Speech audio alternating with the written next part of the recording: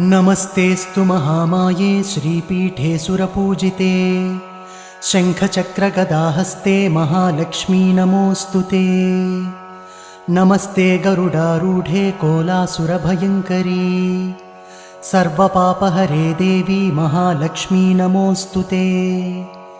सर्वज्ञे सर्ववरदे सर्वदुष्टभयङ्करी सर्वदुःखहरे देवी महालक्ष्मी नमोऽस्तु ते। सिद्धिबुद्धिप्रदे देवी भुक्तिमुक्तिप्रदायिनी मन्त्रपूते सदा देवी महालक्ष्मी नमोऽस्तु ते।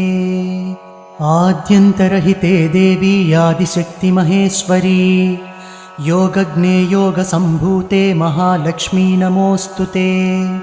स्थूलसूक्ष्ममहारौद्रे महाशक्ति महोदरे महापापहरे देवी महालक्ष्मी नमोऽस्तु ते।